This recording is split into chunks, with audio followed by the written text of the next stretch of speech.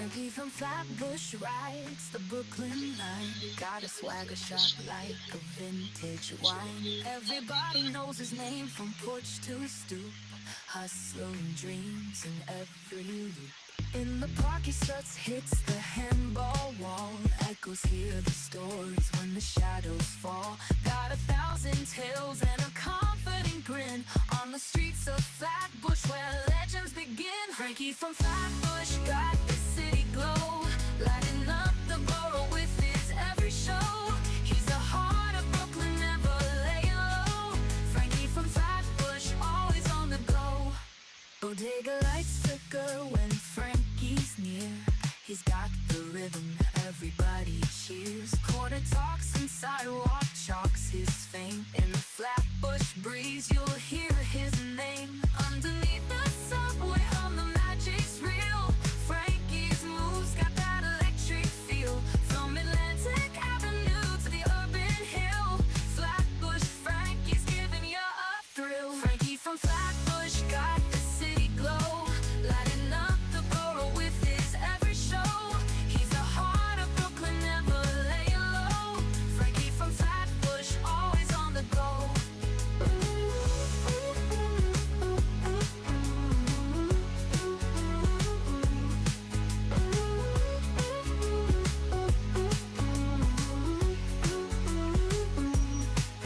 Bodega lights flicker when Frankie's near, lighting up the borough with his every show. He's the heart of Brooklyn, never laying low. Frankie from Flatbush, always on the go. Frankie from Flatbush got the city glow, lighting up the borough with his every show. He's the heart of Brooklyn, never laying low. Frankie from Flatbush, always on the go. Always on the go. Always on the go. Always on the go.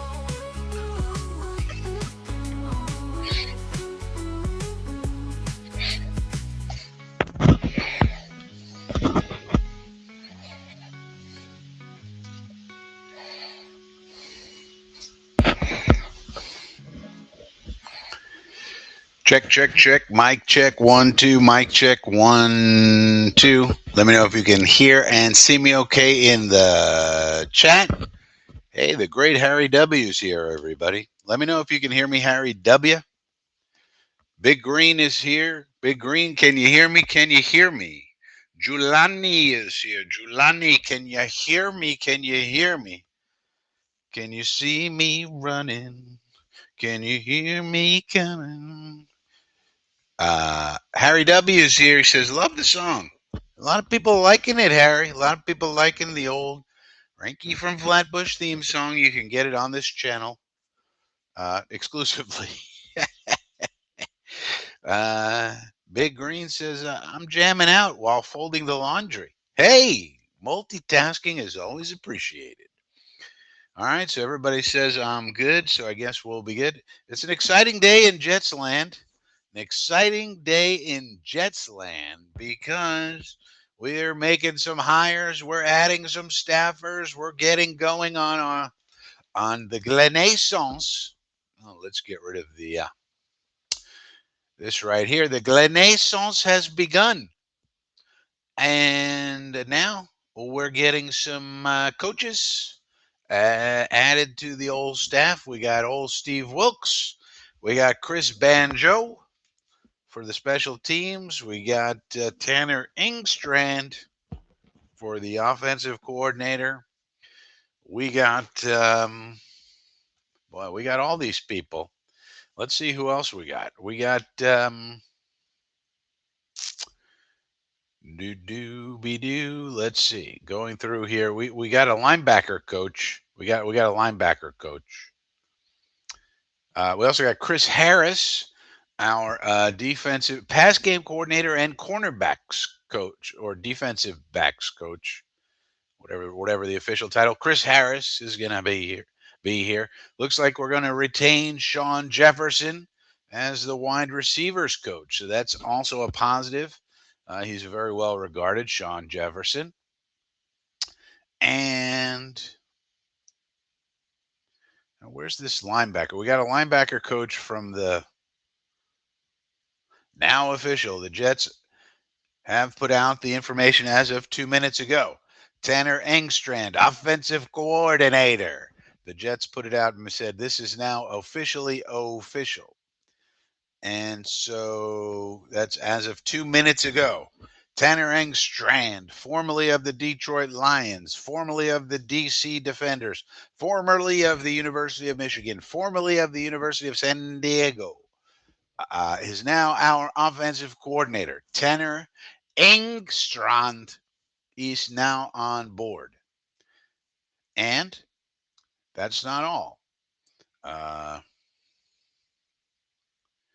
we also have, I don't want to leave anybody out. I just got to roll through some of these other things. Other people are hiring other people, but we have to. Where's this linebacker coach that we got? We also got a linebacker coach, everybody. I'm just going to. Aaron somebody. Happened. Where is this? There it is. Aaron Curry. Aaron Curry. No relation to Vinnie Curry, apparently. But Aaron Curry was the Steelers' inside linebacker coach. We're making him the linebacker coach. Now you can coach the inside linebackers, the outside linebackers, all the linebackers can be coached by Aaron Curry, a former first-round pick. Now, what you're seeing with a lot of these hires that we're making is there's a consistent theme that I think Aaron Glenn is going for, which is that he likes and prefers former players, which is a good thing. And that's the way that Dan Campbell went about it. Um, so that's a good thing. Not every single one has to be a former player from the league, but it seems like we have a strong preference now for uh, for the former players, with the notable exception being, of course, Engstrand. So we're here on a Friday night. It's Friday, the last day in January of 2025, 1,807 hours on the East Coast of America. And the Jets are filling out their staff. And so I thought it would be a good time for a Friday hang. We could also take a look at some other things, perhaps, but we'll see how it goes. The great Phil Adams is here. He says, evening to everybody. Phil's over in England where it's around 11:07 p.m. Over there, 5 hours ahead of us. So that's what's going on in England with old Phil Adams. Rod is here. Rod says, go Jets. Indeed, go Jets indeed. So you may notice that these hires that we have made, there's a consistent theme of we want former players, especially for the assistant coaches and so forth and so on. I think that's good. Um, we'll see how it all plays out. Obviously, Enstrand is here, and that's going to be a big hire, and we'll see how he does. Now, one thing that's interesting about Engstrand that people are probably not talking as much about, he does have 1 year of experience in the XFL, where he was the offensive coordinator for the DC Defenders. Why is that relevant? That's the XFL. Who cares about that? Well, one interesting thing about the XFL, do you guys know how many seconds the play clock is at that, or was at that time in the XFL? How many seconds? In the NFL, it's 40 seconds. In the XFL, how many seconds would they put on the play clock, do you think? Question for the chat. Question for the chat. Question for the chat. Big Green says 20. That'd be pretty quick. 20 seconds? You're going to cut it in half?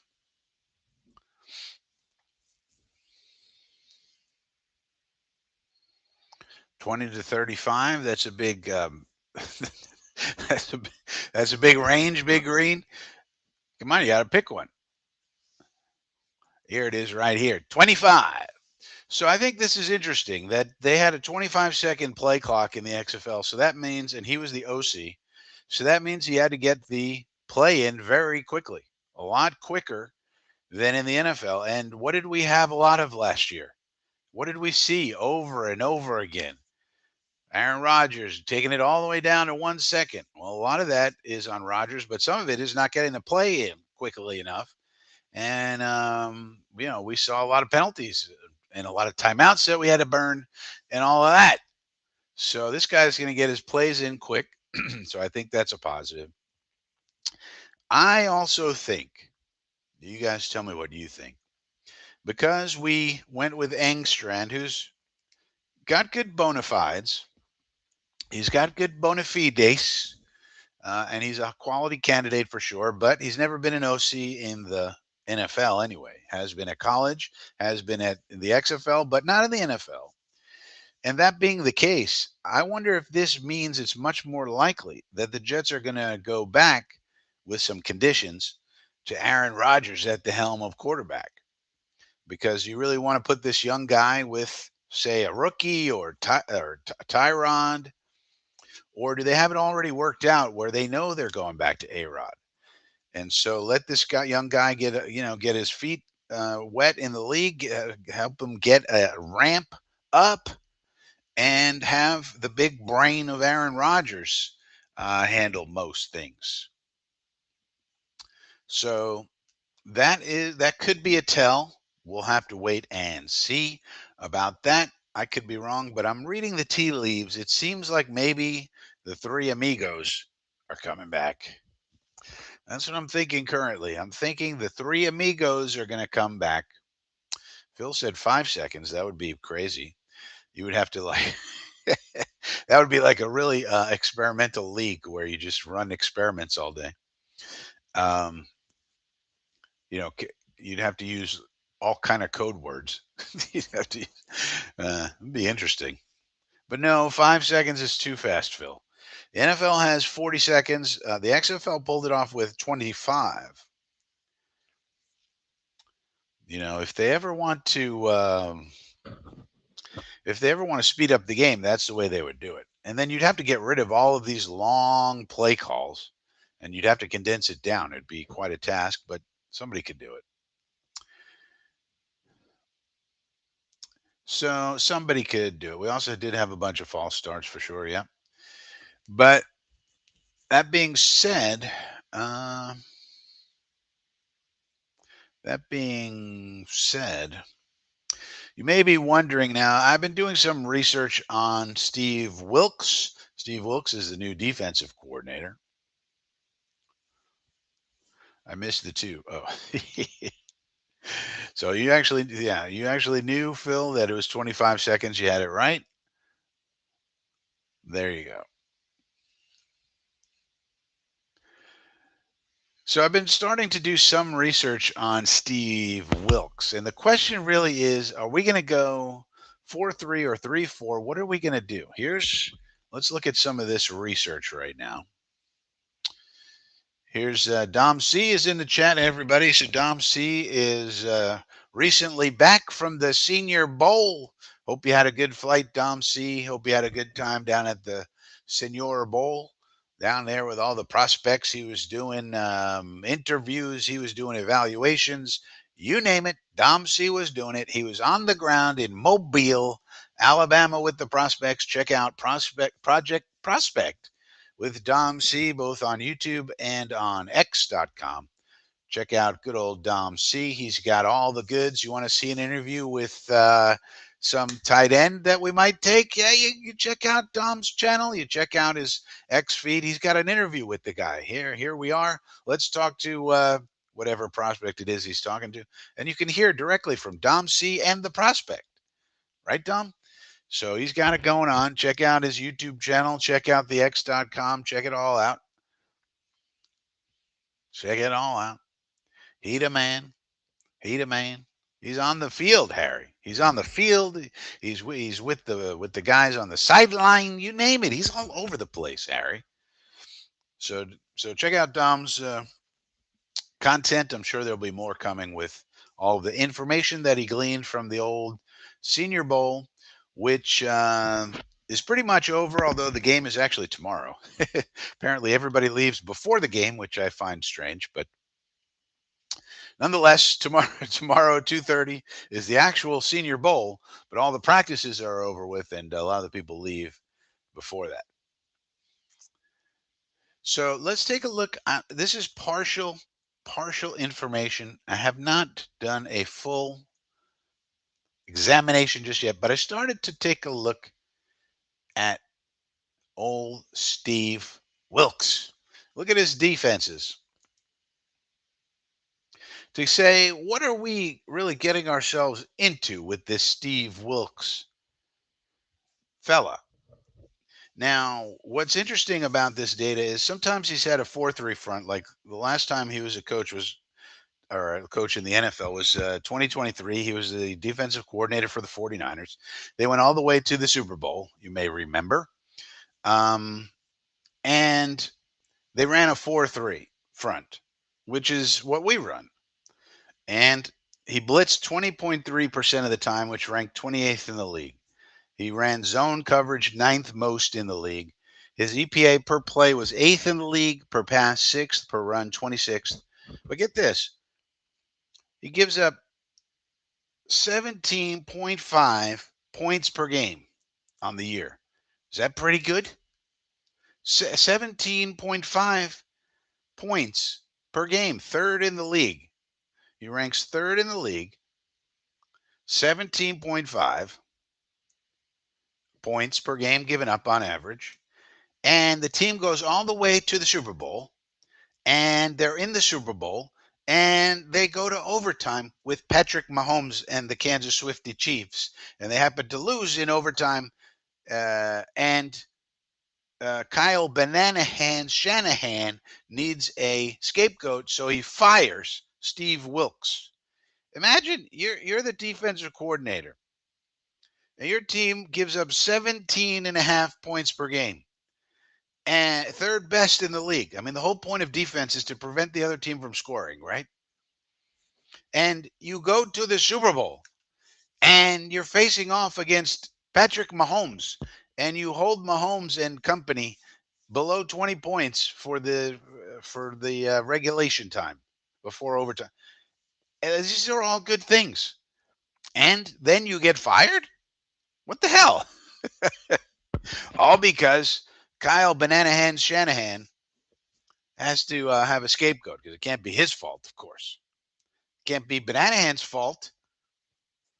Now, there have been other years you see here where he was the defense coordinator and he didn't do so well, as well, anyways. But here's a year where he blitzed 40.5% of the time, most in the league. 40.5% of the time he was blitzing. Now, he didn't blitz as much when he had the 49ers. And you could say maybe when he has a really good defense, he doesn't need to blitz as much. But when he doesn't have as good a defense, he's going to blitz more. Well, to me, that shows some adaptability and flexibility, which we haven't seen a lot of recently in this latest regime. So that's exciting. And I will admit this is partial. There's some things I got to fill in on this spreadsheet here before we start taking a look at what goes on with this guy that we call Steve Wilkes. Todd is here. Good to see you, Todd. Hope all's okay down on the farm. If you had food today, thank a farmer like Todd. Phil Adams says, Banana Hands likes yes men at defensive coordinator like Salah. Well, they love Salah over there, and they hated losing him. And, I think Salah is the exact opposite temperament of Shanahan. Shanahan's he's sort of a curmudgeonly guy, and Salah's like the extrovert. He's like, hey, everybody, how you doing? He loves everybody. He's sort of the opposite of Shanahan. Shanahan's a real skinny guy. Salah's a big muscular dude and big arms and all. Um, they're sort of like the opposites, but also Salah's a very obviously a very energetic coach, jumping all around the sideline. Shanahan's not going to jump around, so they kind of go together. You know what I mean? They kind of go together like peanut butter and jelly. Um, they kind of go together. Yeah, and Salah's never gonna. He's never going to embarrass anybody. That's not his way. He doesn't want to embarrass the players. He doesn't talk bad about the players. Certainly not going to talk bad about Banana Hands. So we'll see how it goes. I mean, the way I see it, Salah, when Salah has good defensive players, then he has a good defense. That's what it comes down to. Um, now, one thing that could be, so this is just some preliminary work, and you guys tell me. Now, Steve Wilkes, let's stop this screen share for a second. So, Steve Wilkes, we said, what was the last game that he coached? What was the last game that he coached in the NFL? What was the last game that he coached in the NFL?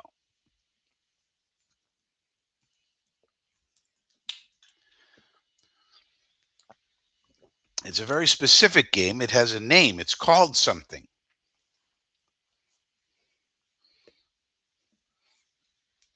It has a title, it has a name. We call it something. It's coming up in about a week. We call it something.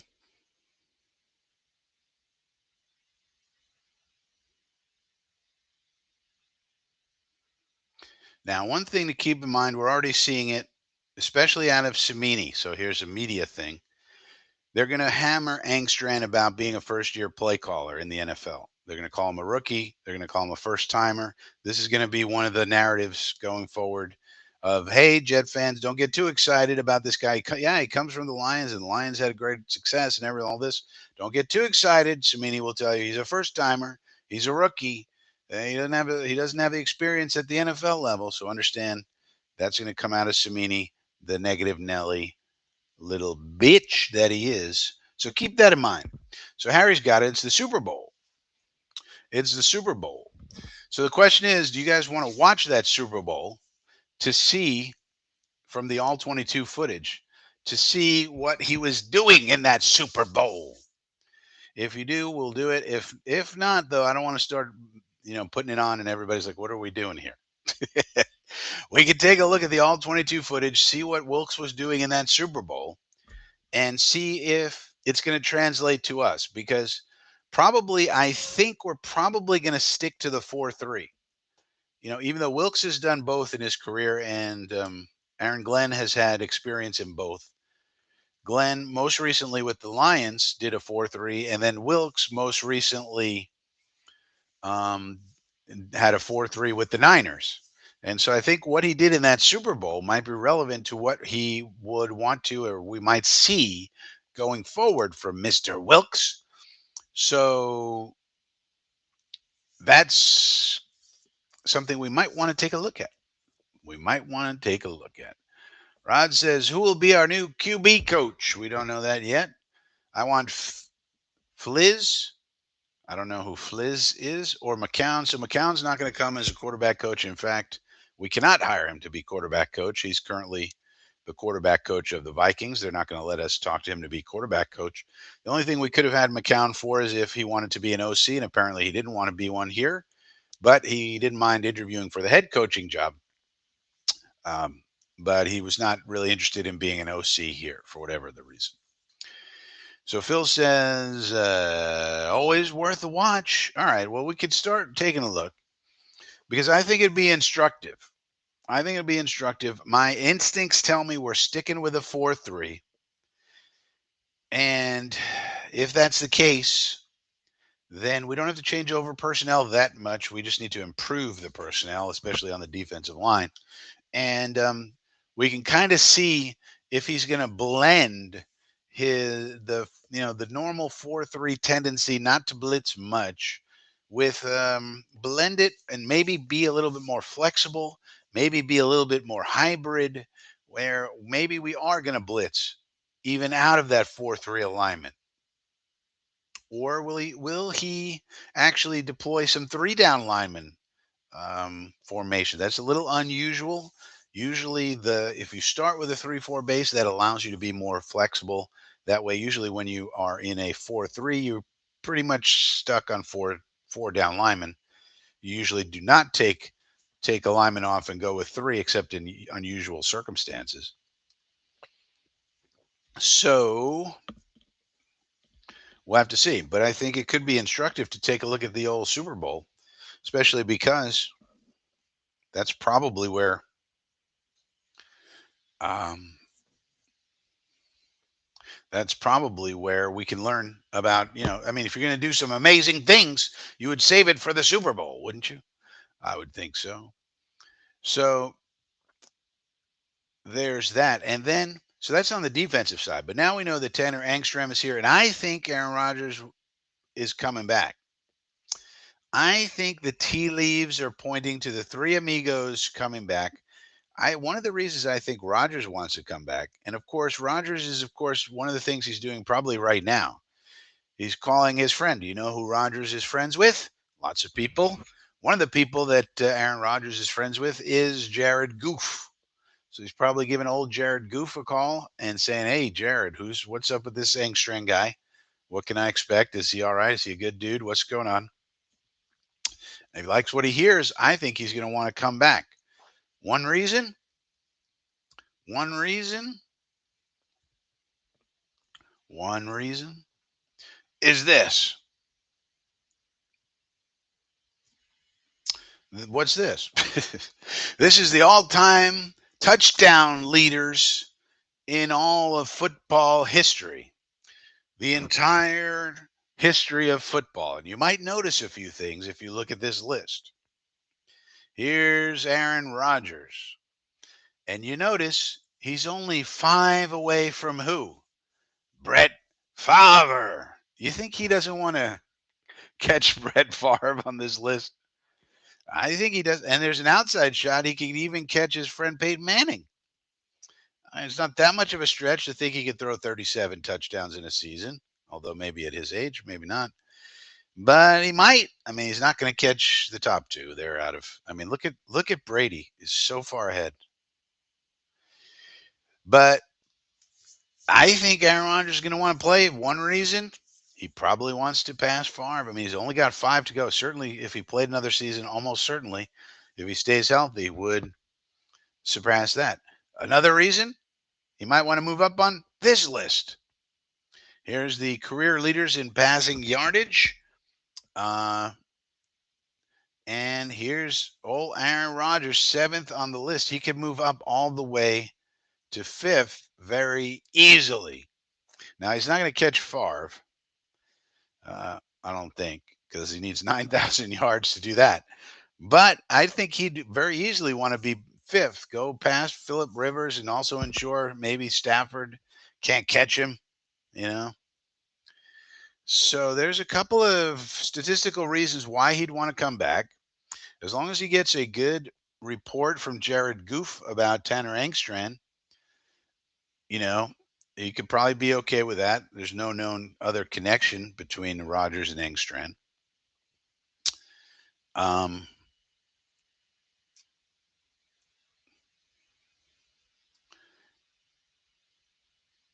and so especially if Devontae Adams is going to come back, if it's a trio, if it's Adams and Lazard and Rodgers, he may say, you know what, this is the best place for me. I got Adams here, I got Lazard here.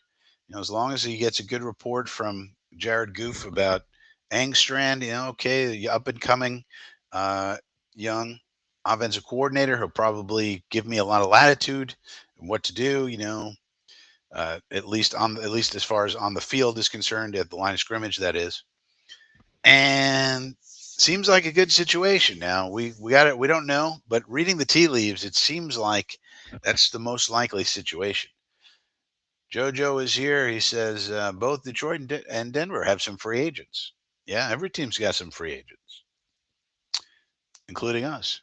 Joe Mike is here. Friday night and all is right. Todd says if you put in a 3-4 with 2 defensive ends, it's really the old Bears 53, in my humble opinion. Well, I mean, it's just a matter of terminology. So if it's a 3-4, your one of your defensive ends is going to be, and you put a fourth person on the line of scrimmage or a fifth. Those people are linebackers. So the so it's always a 4-3 or a 3-4, pretty much. You can some teams will put a fifth actual defensive lineman on the field. And actually, the Jets were doing that at the end of last year. Um, with Hassan Reddick, they were trying to do anything they could with Hassan Reddick, and it didn't. None of it worked, obviously. So you can have five defensive linemen on the field. You really don't want that these days. I mean, the Chicago Bears in a 1985 was 40 years ago, and the game's changed a lot since then. So you really don't want to do that because the quarterbacks are way too mobile these days. Back in the day, back in the day, people were just pocket passing. Now we have mobile quarterbacks, so you need a lot. You need guys who can actually run. You can actually run. Jojo says, I saw that the other day and have a feeling he wants to pass far. Yeah, I think he does. And as long as Adams and Lazard are here, the Lazard thing, Harry says, no Lazard. I think that what's going to happen is I think we're going to want to put some conditions on Rodgers. Like we may tell him, stop going on McAfee, for example. It's too much of a distraction. And you're going to have to take a pay cut. And and Adams going to have to take a pay cut. But as a concession, we'll give you Lazard. Like I think it's going to be a negotiation. I think one of the things they'll say is, okay, we're willing to keep Lazard if you give us some cap relief, you take a pay cut. We need to get our cap number down, and so does Adams, and and you stop going on McAfee, and let's just really concentrate on football and all in on football and enough with the media stuff. And but we'll give you Lazard. We know you want Lazard on the team. We're willing to concede that point for these other 2 points. That could be the way it goes. I mean, sometimes it's a negotiation. And if you're okay with that and everybody's okay with that, then fine. And you can use Lazard to block people. And that's fine. That's fine. But that's what I think it's going to be. If he's going to come back, I think he's going to come back with some conditions on him. With some conditions on him.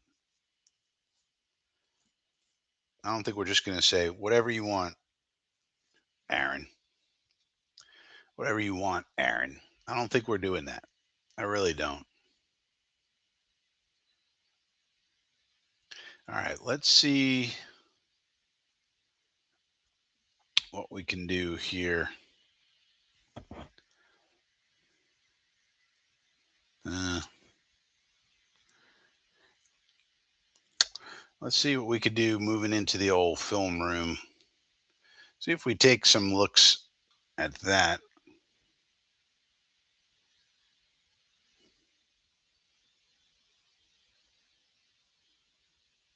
Oh, oh yeah. There's another piece of this. I've already figured out. In my mind, I think I've figured out if this happens, if the Three Amigos comes back, I think that pick number 7 is Will Campbell, tackle, LSU. So in other words, he doesn't get a toy. We don't need a wide receiver in that scenario. Adams is back, Lazard is back, Garrett Wilson. Basically, the whole receiving crew from last year stays the same. And then we sign, Conklin and Mo Alley Cox or something like that, minor free agents. And then I think we use the 7th pick to finish the line. Because if you think about how the Lions really built their team, it was from the trenches out. They got Panay Sewell, they signed guys, they had some dudes, and they built that line first and foremost, and they had a steady Eddie quarterback in Jared Goof. So I think Glenn's going to look at that and go, all right, and Engstrand is going to look at that and go, all right, we really got to finish this line. We got 4/5 done. We should extend Simpson, for example. But for next year, we got 4/5 done. Let's get Will Campbell with that 7th pick, plug him into the line. Now the line is done. Now we need some backups. But that's your base. That's your basics. And then you get a blocking tight end like a Mo Alley Cox or even a Brock Wright. Let's see what Brock Wright's contract status is.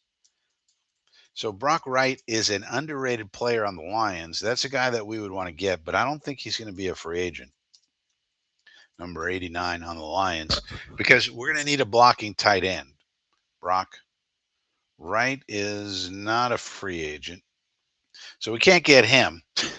But we need a guy like him who's making a small amount of money to block people from the tight end position. Maybe we get that in the draft. Um, Maybe we get a Mo Alley Cox to block some people. But essentially wanting to build through the trenches. And that would be really good news for Brees Hall, for example. So if we do all the things I'm saying, then people should get Brees Hall in fantasy because it's going to be a really good year for Brees Hall in fantasy football. I'll tell you that much. So Todd says, Frank, I just want to say I value your opinion the most of all the football content creators. You're the best to learn from. Well, thank you, Todd. I try my best, and certainly a lot for me to learn. As always, I don't know everything, that's for sure. With that being said, let's take a look at some football, shall we? Want to watch the Super Bowl? Want to watch Super Bowl? Would you like to watch a Super Bowl? All right, this is the Super Bowl right here.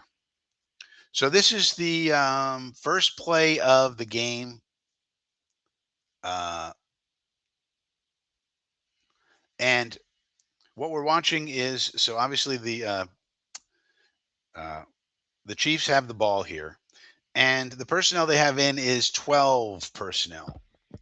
So you got two tight ends in here, Noah Gray and Travis Kelsey, and they're lined up twins to the left. So the Chiefs came in with 12. How did Wilkes respond? Wilkes responded with base. He's in base, which is 4-3. He's got Armstead and Hargrave. So Javon Hargrave is a guy we could sign in free agency, for example. He's probably not getting re-signed by the 49ers. That's a guy we would want. So you can see here Bosa, Armstead, Hargrave, and another defensive lineman, and Chase Young out here. And they got three linebackers, linebacker, backer. And they have probably, this is some sort of man. This is cover one, almost certainly. Middle of the field is closed. Here's your safety back here.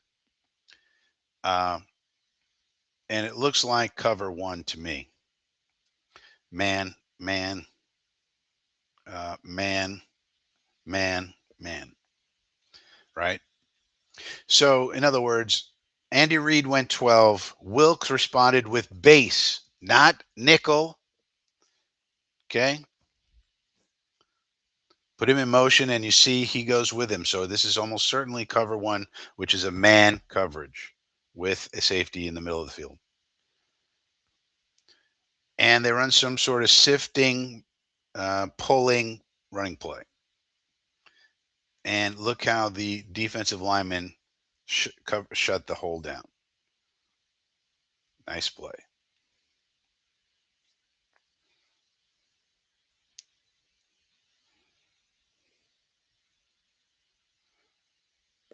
And you look at this alignment. Here we got Hargrave right on the nose. So here's a zero tech. And this is something you might want to look at for Wilkes. Why has he got this four down lineman? This is not a wide nine alignment, although Bose is pretty wide because we got the two tight ends on the left. We got our twins over here. We're going to pull out here. We're going to try to get Pacheco running this way. But Wilkes has a guy on the nose, and it's Hargrave. This is a guy we might sign in free agency. So right off the bat, he's not playing a three tech. He's playing on the nose. Interesting alignment. And they also have this linebacker up here, sort of like Todd was saying, as a sort of like a fifth lineman, sort of, but it's a linebacker, but he's on the line of scrimmage, like Todd was saying, right? So he's kind of aligned that way as a better run fit. Humphrey pulls and doesn't really do a nice job. I mean, Bosa beats a double team here. Look what's going on here. And look at this penetration by Hargrave. Now, that's a guy we should want, Javon Hargrave. There are no videos available for this play. What? I beg to differ. All right, something's going wrong with this video. Um, hmm, let's see. Let's refresh, shall we? But that's even that one play is interesting. We rarely use a zero tech in our 4-3 alignment. 97 plays. Let's see. I want this play. I don't want the kickoff. Mm-hmm. All right, now.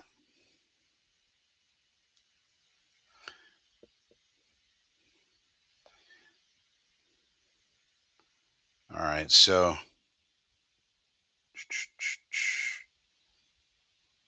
now we're back. The so now Andy Reid stays in 12 personnel. So Wilkes stays in base. Now,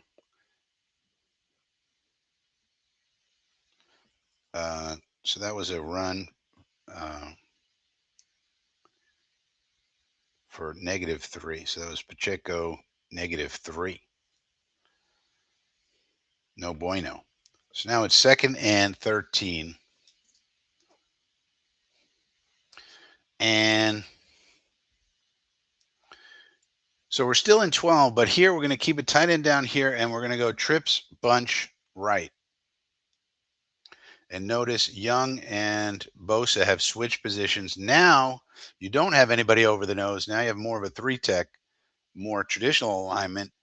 And you have this linebacker out here. This looks like a zone coverage because looks like some sort of cover 2, maybe 2-man, man, man. Looks like cover 2 maybe. Straight cover 2 with maybe like a cover 2 over and a 5 under. That's what it looks like. And I don't think we're going to be blitzing out of this. We put in motion, nobody moves. So that tells you it probably is straight cover 2, which is a zone coverage. They flip it out to Kelsey, the only man allowed to wear yellow shoes for some reason. And that does not work. So that's good defense. Boy, look at Steve Wilkes putting it on film in this one. uh, so they just bump. So you notice the linebackers just bump over when he comes. So they don't run with him. So that tells you, okay, we got zone, which is what we thought. We thought it was cover 2 zone. And they flip it out to Kelsey, trying to get this blocked out here, but Young sniffs it out, and this linebacker, Greenlaw, really sniffs it out before they can get out to him and blows it up. Dre Greenlaw. Can we get Dre Greenlaw on this team? Well, Dre Greenlaw is sort of like Quincy Williams equivalent, right? Dre Greenlaw, Rod, the Lions didn't get our third rounder. The Lions got a third rounder. We don't give up picks when you don't give up picks when you sign head coaches and coaches. They just get an extra third rounder, Rod. They don't get it from us. We have our third rounder. Todd says Jets don't have a true nose tackle. Well, yeah, but Quincy could play the nose, like once in a while. You know what I mean? Like we could put him on the nose. He's not a nose tackle. Like neither is Hargrave, for example. You notice Hargrave was lined up there, Todd? He's not really a nose tackle. He's a 3-tech. But he can play the 0-tech once in a while. And the same thing with Quincy. Quincy can do it once in a while. Now, Dre Greenlaw, oops, I didn't want to do that. Dre Greenlaw is basically Quincy Williams for us. All right, so now let's go to the next play. Now they're still in 12. So they're staying with Noah Gray on the field, their tight end, who's kind of like a big wide receiver. So that play was gained 1 yard. It was a pass to Kelsey. We were in base, went to Kelsey for plus 1 yard. 3rd and 12. So now we're 3rd and 12. They stay in 12 personnel. Interestingly, they do not go to 11. And we stay in, right, right? So we go to nickel. So we bring in our cornerback or an extra safety, whatever you want to call Jair Brown, 27. So we go to nickel on 3rd and 12. That makes sense because this is almost certainly a pass. So you want an extra defensive back on the field. So they stay in 12, but it's 3rd and 12. This is a tight end here, Noah Gray, who sometimes plays as if he's a wide receiver. And then you have Kelsey, of course, who's a great receiving tight end. We're going to play almost certainly zone. This looks like some sort of cover 2 zone to me. We got middle of the field open.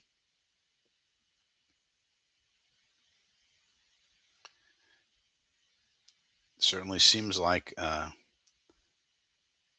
good zone, and they have to drop it off, and they do not get the first down. So that's good defense. Dre Greenlaw going crazy. So this is just good zone defense, and Mahomes couldn't find anybody. Had to eventually dump it off to McKinnon, who chips and then goes out into the pattern. Mahomes uses his escapability, dumps it off. 4th down, got a punt, I would think, unless they're going to go for it. Warner and Greenlaw. And that's our Sherwood and Quincy. So that's the equivalent there. This is a punt. Now, this should bring up only the plays where San Francisco's on defense, which I guess includes the punt.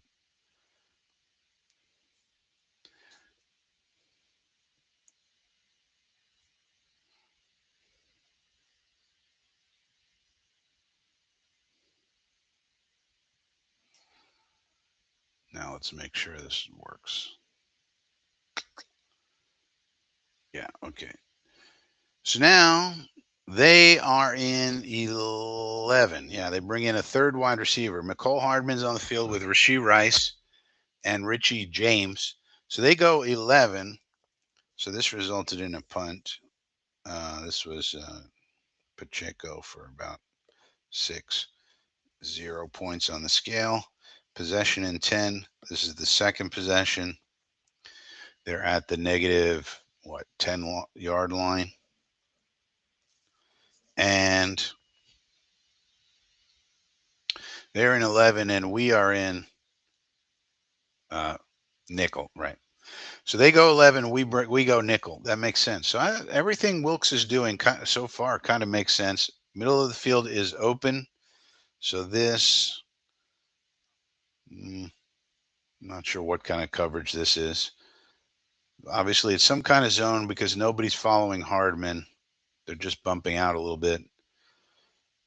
Could just be straight cover 2 zone, maybe with a man on this side here. So they run it out of 11, seeing all that, thinking they have numbers, and look at that. And this is the chess match where they're going to bring in 11 and do some movement and see what you do, and then if they think they have good numbers, they'll just hand it off. And it's hard to defend the run out of nickel. Look how far back Greenlaw and Warner are from the line of scrimmage, about 7 yards. And look at this wham block. Nice.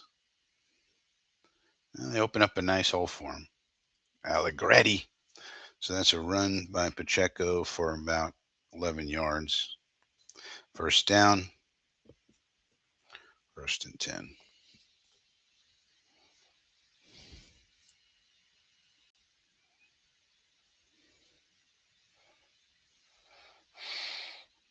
All right, next play. They still go 11, and we go nickel. Makes sense. But instead, now we go man because this looks like middle of the field closed back here with the safety. Looks like, and cover one. Cover one is a man coverage. This looks like a matchup problem for the defense. Man. Man. So this looks like cover 1 to me.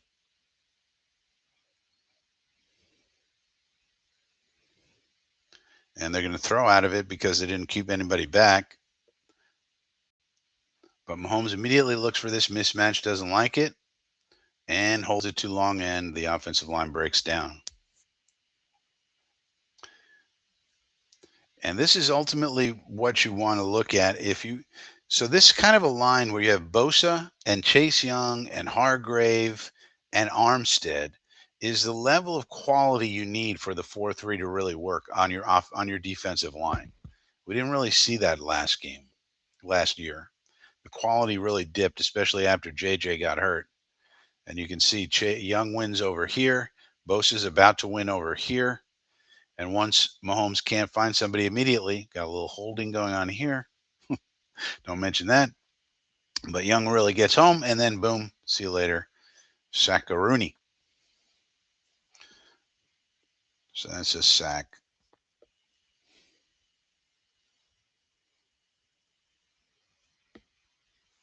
On a pass attempt, so it'll be 2nd and 13 or so.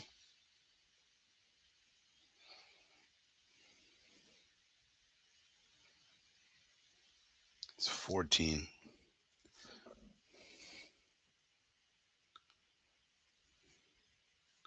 Base nickel. So we should probably be in nickel. Yeah, they're in 11. We're in nickel. Yeah. 2nd and 14. Makes sense.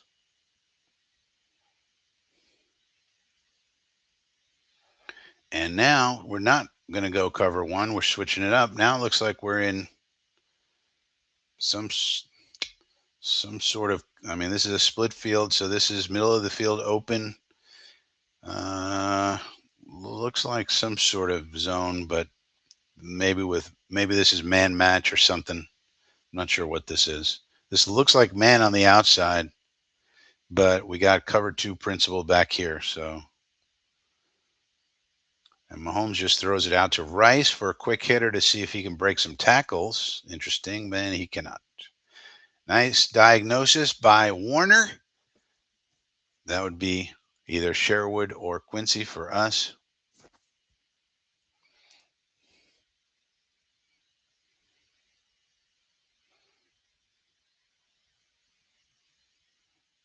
And the blocking just can't get out there fast enough to get to him.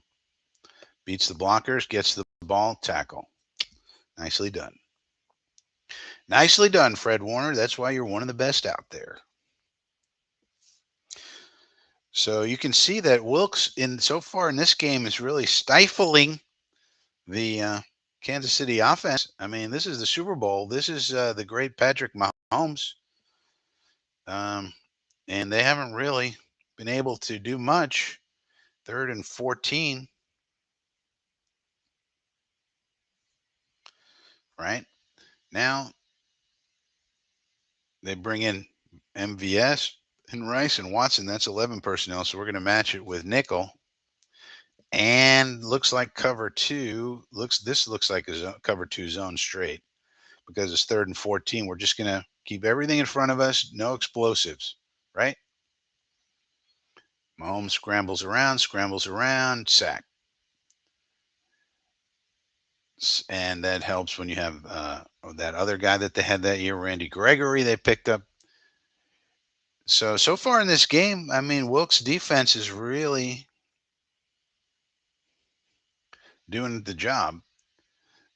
And Gregory had that speed to chase down Mahomes, so that was nice. So now they're going to have to punt.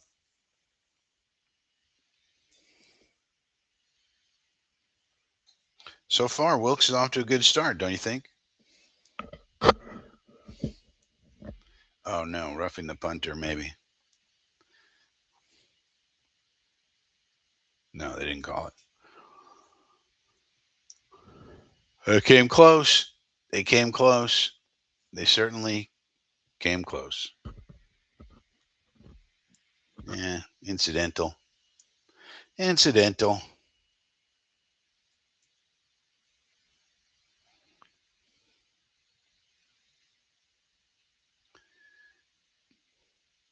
Now, here, so how's Andy Reid going to try to get this team going? So he brings in, this is a 3 tight end set. So this is 13 personnel. And we respond with base. Yeah. So Andy Reid went 13 personnel here to try to get a run going. And we're in our base. And middle of the field close one. So this is like a cover one. And somebody lost contain on their flat responsibility.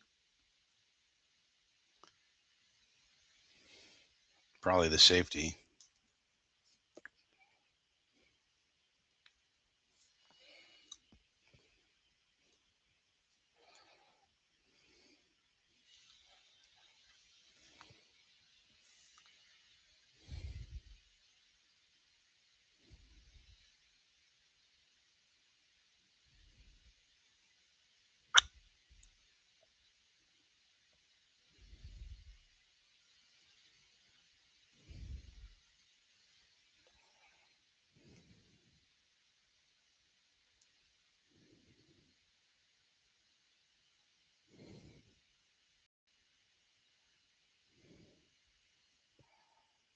Not too shabby. Well, so then they go for second and 3. They go to 11 personnel, and then we respond, of course, with nickel.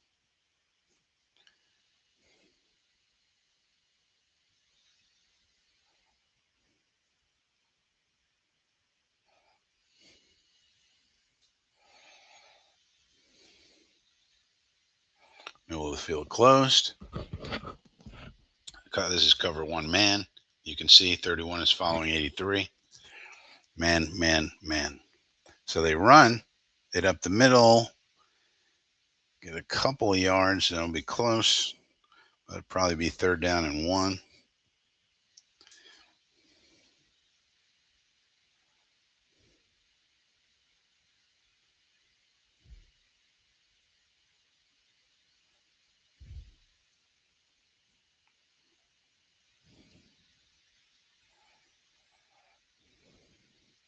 So on third and 1, now look at this formation. Third and 1, they got 11 personnel, but they got 4 people in the backfield. So they bring in 11 so that to get nickel on us, and then they're going to try to bully us maybe with this formation. Third and 1, they went 11. Third and 1, they went 11. We went nickel. This is a chess match right here. This is a chess match right here. See, they got all these people in the backfield. This is a tight end. This is a wide receiver. This is a running back. Tight end out here. Then they put the tight end. This is an 84. That's a wide receiver. Then they give it to Rice out of the backfield. He's a wide receiver now. And decent gainer, but he fumbled but recovered by the Chiefs.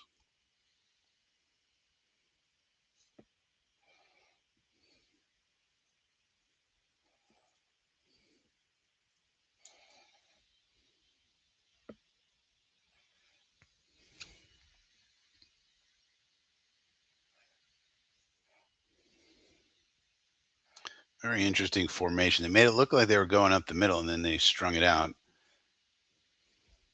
Ball popped out right into Watson's hands. Wouldn't you know it? Wouldn't you know it?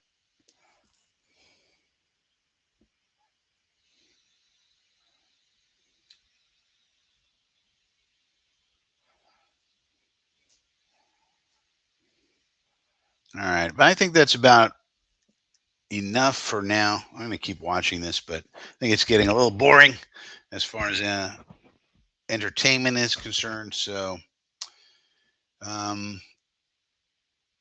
I think we can pretty much wrap it up. Let's check for any breaking news. So Connor Hughes is putting out a video that says, "This is a guy who is described to me by one defensive coordinator as a brilliant mind." So talking about Tanner Engstrand. So you can see how the narratives are coming along. Rich Cimini is going to be the negative one, telling Jet fans, "Hey, this guy is a neophyte. He's a rookie." Blah blah blah. And Connor Hughes, at least in the beginning, is going to be kind of positive on him, putting out the Jet spin. So that's what's going on as far as Tanner Engstrand is concerned. Aha. Breaking news. breaking news. We have breaking news, ladies and gentlemen.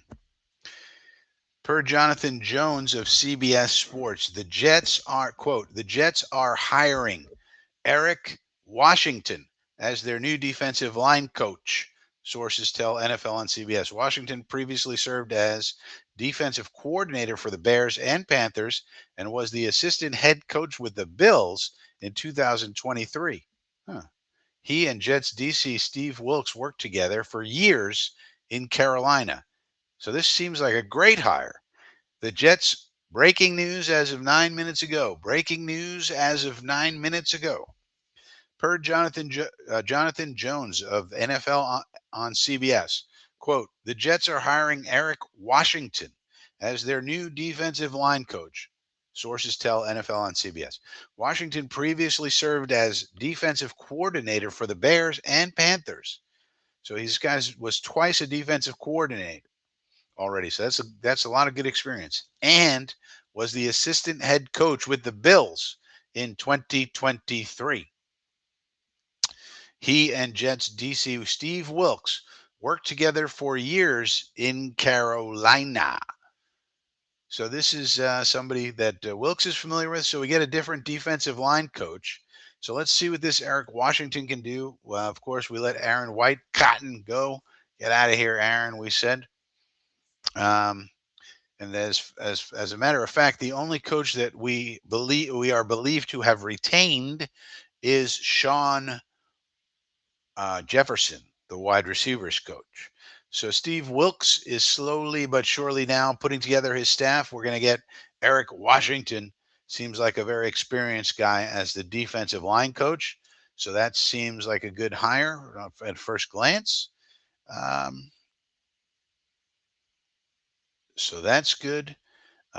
Connor Hughes is putting out reports saying that he, from his sources, from one defensive coordinator, said that Tanner Engstrand is a brilliant mind, quote unquote, brilliant mind. Tanner Engstrand. So that's from Connor Hughes. He's saying one defensive coordinator described him like that. We don't know who the defensive coordinator is, but that's good. So we're starting to see the staff come together now. Starting to see the staff come together. We got our O-line coach. We got our offensive coordinator. We got our wide receiver coach. We got our defensive coordinator. We got our special teams coordinator. We got our linebackers coach. So I think all we really need is a running back coach. And what else? What else do we need, really? I haven't seen a running back coach. Oh, tight end coach. We need a new tight end coach because we got rid of Middleton. Let me just check something here. I wonder. Let's see what else we can find out. What if we go to the old Jets website? Wonder what they got over here in terms of these coaches. Coaches, coordinators. Oh yeah, they cleaned out old Nathaniel Hackett got cleaned out yesterday. Nathaniel Hackett was still on here. Now they got Banjo and Engstrand up here. They don't have Wilkes up here for some reason. Sean Jefferson's still here, and then some of the assistants. So they got Jefferson basically is the only guy. Well, defensive backs, nickel backs, Nathaniel Willingham's here. Some of our minor guys like Walter Kuzmirik, offensive assistant, is up here. But they don't have Chris Harris up here. They don't have Wilkes. They don't have, but they did take down Hackett from the website. They did take down Downing, though we haven't heard any news reports that they're officially fired. But nonetheless, they are coming down off the website and they're slowly putting up some of these guys that we did hire. And now the latest one. As of 13 minutes ago, the Jets are hiring Eric Washington. So let's look up Eric Washington while we're live on the air. While we're live on the air with this breaking news, let's look up the Wikipedia for old Eric Washington. Let's see what's up with him. Eric Washington, he's 55 years old. Is this him? No, this isn't him. Is it? Oh, yeah. Oh, it's even better. He's 55 years old. He wasn't out of the league last year. He was a defensive coordinator last year for the Bears, who had a decent defense. I guess they fired him uh, after only 1 year on January 23rd. So just a week ago, they announced they would not retain Washington for the 2025 season, and we scooped him up. All right, so this seems like a great hire, actually. This guy has coaching experience going all the way back to 1997. Then broke into the NFL in 2008. So this guy almost has 20 years. This guy has 17 years in the NFL. This is a great hire, I think. Chicago Bears defensive assistant, Chicago Bears defensive line coach, Carolina Panthers defensive line coach, Carolina Panthers defensive coordinator, Buffalo Bills defensive line coach, Buffalo Bills senior defensive assistant, defensive line coach, Buffalo Bills assistant head coach, defensive line coach, and then Chicago Bears defensive coordinator. So this guy's going to be our defensive line coach. He has a lot of experience, obviously as defensive line coach, so he can do that job. But he also has experience as a defensive coordinator. He's been a defensive coordinator 1, 2, 3 times in his career, so that's great. Great experience for Aaron Glenn to lean upon. Oh yeah, we need a quarterback coach, QB coach. Yeah, we got to get a QB coach somewhere. That could be some youngster, some young guy maybe. Well, especially if we bring Rodgers back. So Eric Washington seems like a great hire. He's been in the league a long time. He has over 17 years of experience in the NFL, plus some college stuff, as most do. And he's done a bunch of things, but mostly been a defensive line coach. And that's what we're hiring him to be. So he seems to be a very seasoned coach. Wilkes is familiar with him. Seems like a great hire. All right, I love it. Eric Washington. College was Grambling State. He's originally from Shreveport, Louisiana. Great. Awesome. We've got Eric Washington. We got him. So we need a running back coach. We need a quarterback coach. We need assistant, coaches, assistant line coach, assistant this, that, all that. Those will be young guys maybe that we pick up out of college and what have you. But the main ones are starting to get filled. We need a tight end coach. Need a tight end coach. Quarterback coach? No, we don't got no quarterback coach. I don't think, unless I missed it.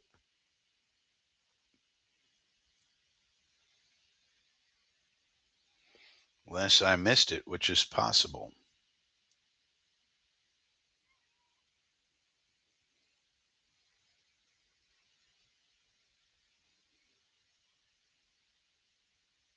So probably by the weekend, the whole staff will be filled out, and then, of course, they'll all get to work watching tape and doing self scouting, and then probably a week later, we'll probably have some sort of resolution of the three amigos. Once everybody can get in here, get to work, and start putting some meetings together and come up with a plan, get everybody uh, on the same page, and move forward with a plan. All right, this is good. I'm liking this. I'm liking the staff.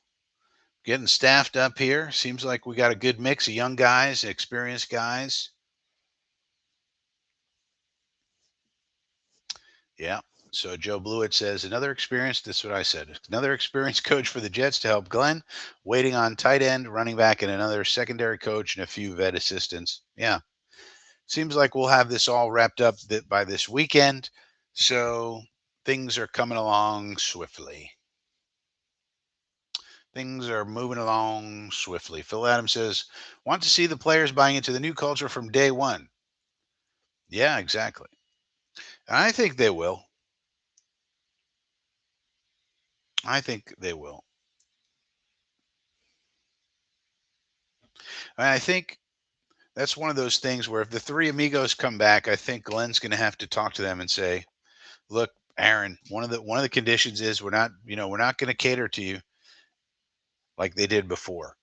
It's going to be a team effort. We're not going to just cater to you." And I think he would actually say, "Well, I didn't even ask for that. They just did it. I don't even think he wanted that. I think it was just the Jets did it because they're so dumb in the front office. They thought that was a good idea, and it actually wasn't." But and then so like that will help to foster this team identity. We're not catering to Aaron Rodgers. It's the team, and you've already heard some of the words that AG's already started to use to that effect in some of these interviews and stuff like that. It's about the roster. It's not about Aaron Rodgers. It's about everybody. It's about the New York Jets. We're the freaking New York Jets. We're built for this shit. Yeah, we're built for being in the ghetto. That's what we're built for, at least as of right now. So, you know, yeah, and I think that's going to actually go a long way. One of the problems they created when they came up with this Aaron Rodgers plan was they were going to cater everything to Aaron Rodgers. Well, when you do that, how does that make the other players feel? It's sort of like that old thing in baseball with Alex Rodriguez when the Mets were thinking about signing Alex Rodriguez back in the day. And one of the reasons they said they didn't do it is because it would have been a 24 plus one situation. Instead of 25 players on a team, it would have been 24 players plus this guy who makes all this money. And they didn't really want that. Well, it's sort of the same thing here. The Jets created an atmosphere, and I don't think this is Rodgers who did it. I think the Jets did it mistakenly, thinking they were doing the right thing, but it actually was the wrong thing. They created an atmosphere where it was like Aaron Rodgers is up on a pedestal and everybody else is over here on the ground, and he's up here on this pedestal. It's like, no, just treat him the same as everybody. And probably Rodgers would say, yeah, that I was uncomfortable with what they did anyway. I wanted to be treated just like one of the guys because that's what I am. And so I think that'll be part of the conditions, Phil. Part of the conditions, in my opinion, you got to fix the contract. We got to you got to help us out with the salary cap, all that, so we can sign some players over here. Also, probably no McAfee. Look, what do you need to go on McAfee for? It's not helping anybody, and it's just hurting things. So let's stop with that. And no special treatment. We're not signing any of your buddies. We're not signing the Randall Cobbs of the world. We're not signing Jordy Nelson. We're not signing Mercedes Lewis. We're not signing David Bakhtiari. We're not signing anybody except the people that we want to sign. And if they're a good fit for the team, great. But we're not signing any of the Rodgers buddies. And I think Rodgers would say, fine, I didn't ask them to sign any of the buddies. They asked my opinion. Like he said they asked my opinion on these players, and I gave them my opinion, but I didn't tell them to sign any of them. I just gave them my opinion about what kind of people they are and how they're going to be in the locker room and so forth. But I think that's what it would be. It's like there's going to be some conditions, and then if the three amigos are willing to meet those conditions, they can come back. Otherwise, we'll roll with other plans. That's the way I'm currently seeing it. I'm currently reading the tea leaves. And I think that the tea leaves are saying that the three amigos are coming back. And then our first pick in the first round is going to be our main target, is going to be the tackle from LSU, whose name is Will Campbell, to finish up the offensive line. And then basically the rest of the draft will focus on the defense for the most part. And that's currently how I see it. That's currently how I see it.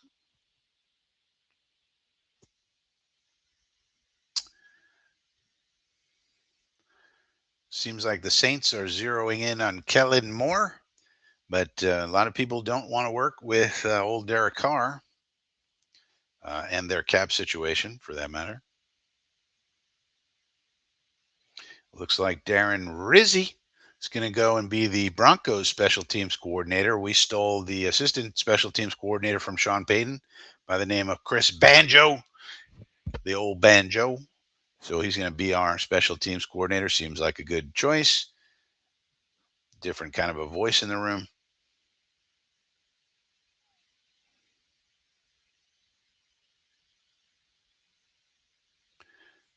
So there you go, as far as that is concerned.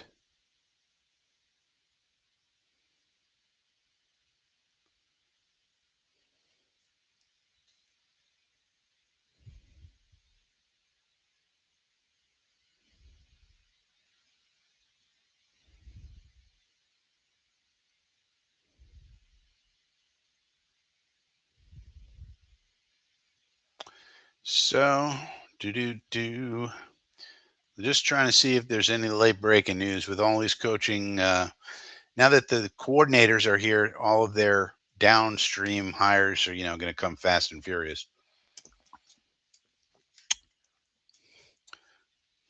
We probably have two or three more hires to go, and then our entire staff will be done. Then everybody can get to work, start watching film, self scouting, figure out what our plans are for the three amigos and other things, and get going on this off season. As we all know, the off season is the Super Bowl for Jet fans, so we got to get going with the off season because that's our Super Bowl. Now, who needs a real Super Bowl when you can have an off season? And we can speculate about this guy and that guy, and what about this draft pick? What about that thing? What about this coach? What if this player only had the right coaching? If Zabari Zuniga just had the right coaching, he could have really been somebody.